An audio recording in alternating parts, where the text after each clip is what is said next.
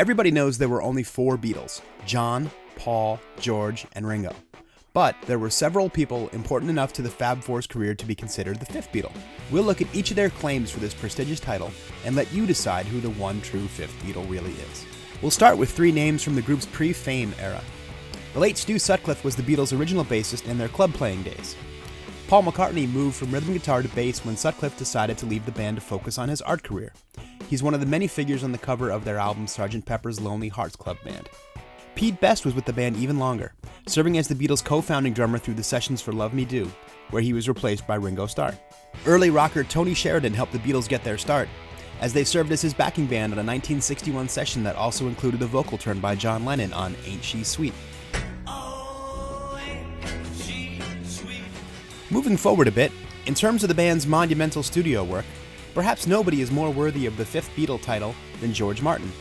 He served as the Beatles' principal producer, helping to craft their unique and pioneering recording techniques, and served as their sounding board for business decisions. No less an authority than Paul McCartney has called Epstein the 5th Beatle. If anyone was the 5th Beatle, it was Brian. Billy Preston was the only other artist to receive credit on a Beatles single, on Get Back.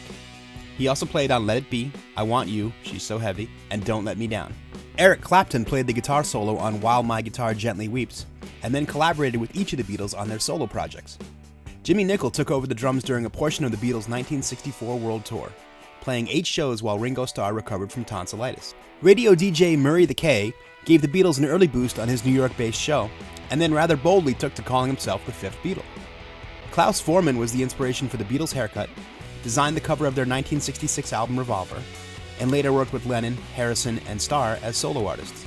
But really, despite the impressive contributions of the 10 people mentioned so far, everybody knows there's only one true 5th Beatle: Clarence Walker, the man who's been sadly erased from rock's history books. And what they did, they took my voice out, and took the saxophone out, and was gone, all right? I did most of the lead vocals too. I'm gonna tell you something. When I see them boys, I'm gonna put my foot so deep in them, their breath gonna smell like shoe polish. That's it for today. Be sure to subscribe to our YouTube page to see more great videos. Like us on Facebook, follow us on Twitter, and check out more of the best in classic rock coverage on ultimateclassicrock.com.